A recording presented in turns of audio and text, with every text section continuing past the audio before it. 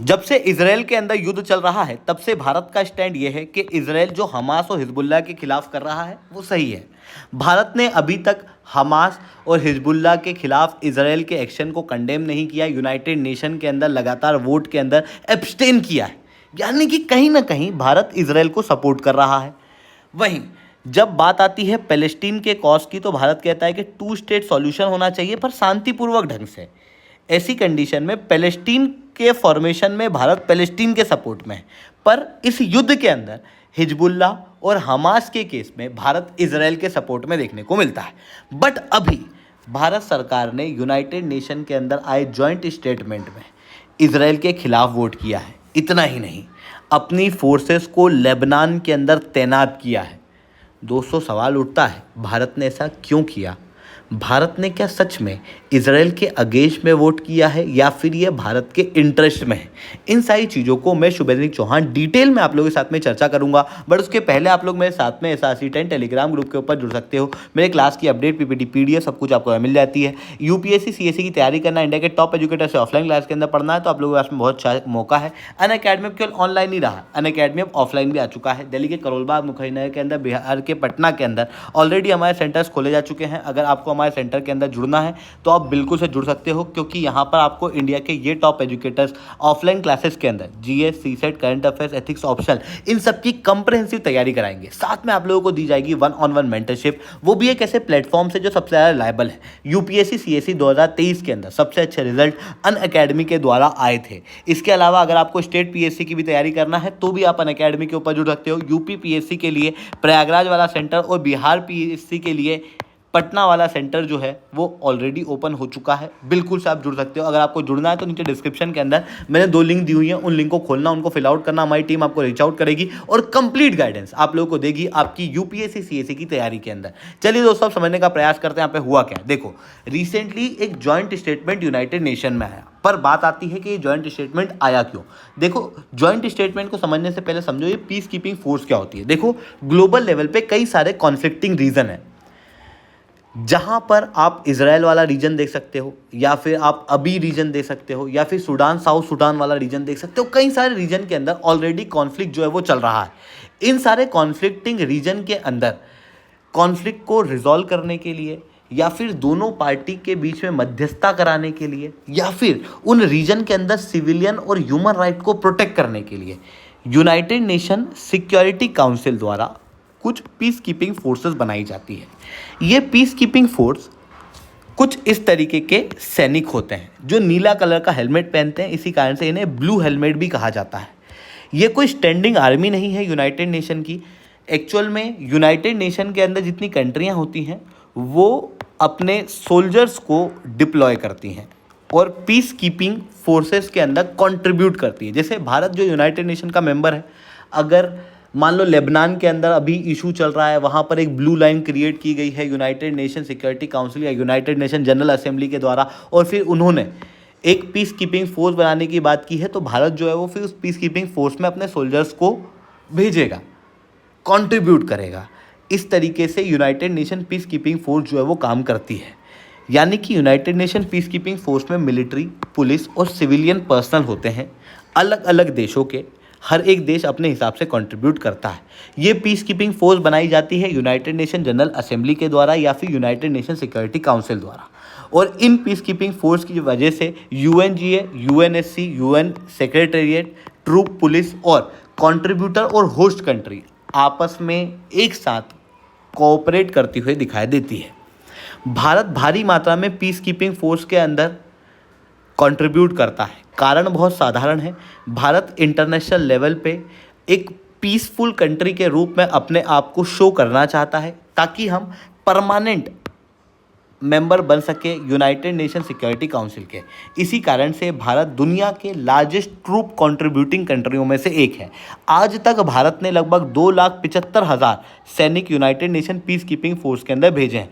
इतना ही नहीं, भारत केवल पीस कीपिंग फोर्स के अंदर सोल्जर ही नहीं भेजता, बल्कि पीस कीपिंग फोर्स को ट्रेन करने का काम भी करता है। इतना ही नहीं, पीस कीपिंग फोर्सेस को होस्ट कंट्री के अंदर सिक्योरिटी देने के लिए भी भारत का एक इम्पॉर्टेंट रोल रहता है। यूनाइटेड नेशन के अंदर पीस कीपिंग फोर्स के फेवर में कई सारे रिजोल्यूशन भारत सरकार द्वारा पहले भी पास किए गए हैं। आप क्लियरली इस न्यूज़ आर्टिकल के अंदर देख सकते हो। इवन जब भारत प्रेसिडेंट बना था यूनाइटेड नेशन सिक्योरिटी काउंसिल का, उस समय पर भी भारत ने पीस कीपिंग फोर्स के लिए कई सारे काम किए थे। यानी कि भारत पीस कीपिंग फोर्स को बहुत ध्यान में रखते हुए यूनाइटेड नेशन के अंदर काम करता है, क्योंकि भारत एक मेजर कंट्रीब्यूटर है पीस कीपिंग फोर्स का। और अगर हमारे पीस कीपर्स को कोई भी दिक्कत आती है, इसका मतलब यह है कि इंडियन सोल्जर्स को दिक्कत आ रही है। इसी कारण से Bharat United nation peace keeping force के सिक्योरिटी के लिए हमेशा तत्पर रहता है। अब रिसेंटली क्या हुआ है, लेबनान और इजराइल के बीच में जब कॉन्फ्लिक्ट शुरू हुआ तो यहाँ पर एक ब्लू लाइन बनाई गई। ये लगभग 120 किलोमीटर की ब्लू लाइन है। ये कोई इंटरनेशनल बॉर्डर नहीं है, बल्कि ये यूनाइटेड नेशन के द्वारा बनाई गई ब्लू लाइन है, जहाँ पर एक पीस कीपिंग फोर्स जो है वो डिप्लॉय की जाएगी। और यही peace keeping force United nation interim force on Lebanon के रूप में डिप्लॉय की गई है, जिसके अंदर लगभग 10,000 सोल्जर हैं। भारत दूसरा सबसे बड़ा पीस कीपर का कंट्रीब्यूटर इस फोर्स के अंदर है। भारत ने लगभग 900 सैनिक यहाँ पर डिप्लॉय किए हुए हैं।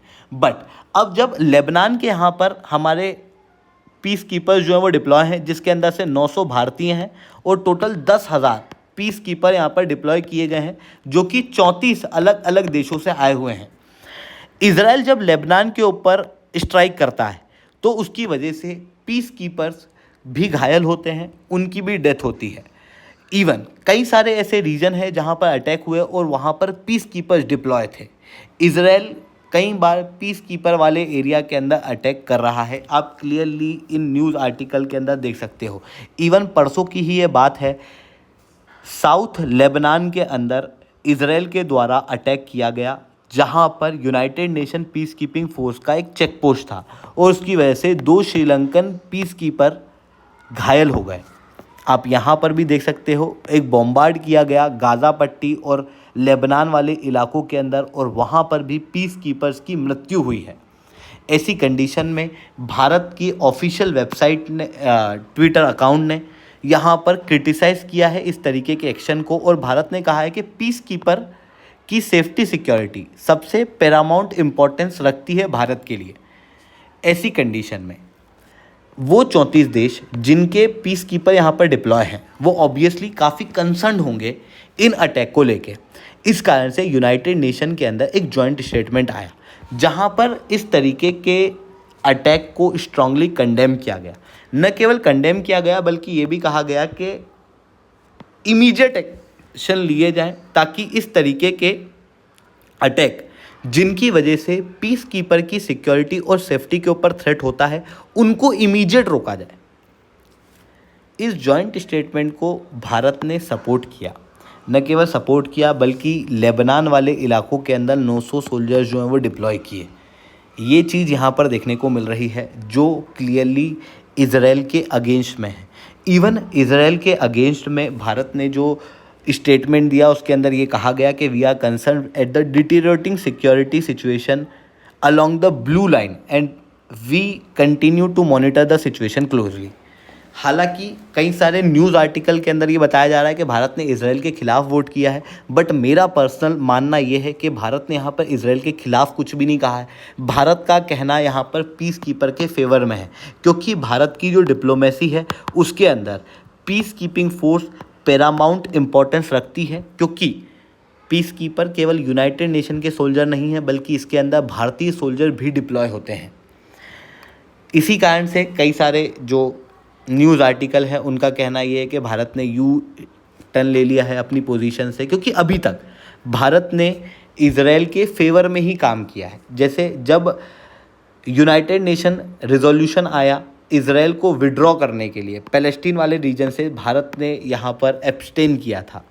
भारत ऐसे कई सारे न्यूज़ आर्टिकल हैं जो बता रहे हैं कि भारत ने रॉकेट, एक्सप्लोजिव वगैरह इजराइल को सप्लाई किए हैं। भारत हमास और हिजबुल्लाह के केस में इजराइल के सपोर्ट में है। वहीं दूसरी तरफ जब इजराइल पैलेस्टीन नाम की 2 कंट्री बनाने की बात आती है तो भारत कहता है कि 2 अलग अलग देश होने चाहिए, और ये 2 देश युद्ध से नहीं बल्कि शांतिपूर्वक ढंग से बनने चाहिए। हालांकि अभी जो ये वोट भारत द्वारा किया गया, मेरे पर्सनल ओपिनियन के अंदर ये इजराइल के अगेंस्ट में नहीं है। इवन इजराइल ने भी यहाँ पर भारत को जवाब दिया है। इजराइल का कहना यह है कि जो United nation peace keeping force के ऊपर अटैक हो रहे हैं वो इजराइल द्वारा जानबूझ के नहीं किए जा रहे हैं।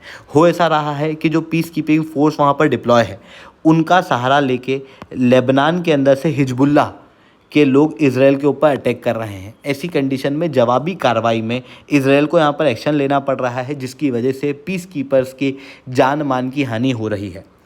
तो फिर दोस्तों यहाँ पर करना क्या चाहिए? सीधी सी चीज़ है, इजराइल को ऐसे रीजन जहाँ पर पीस कीपिंग फोर्स डिप्लॉय है उन रीजन के अंदर अटैक करने से अपने आप को रिफ्रेन करना चाहिए, क्योंकि पीस कीपर केवल किसी कंट्री के सोल्जर्स नहीं हैं बल्कि ग्लोबल लेवल पे पीस को इस्टेब्लिश करने वाले सोल्जर्स हैं। और इवन इन सोल्जर्स के यहाँ पर कोई पर्सनल इंटरेस्ट निहित नहीं है। ये पीस कीपर फोर्स केवल और केवल ग्लोबल पीस कीपिंग के लिए यहाँ पर डिप्लॉय है। ये लेबनान के सोल्जर्स नहीं हैं, ये इजराइल के सोल्जर्स नहीं हैं, ये पीसफुल सोल्जर्स हैं।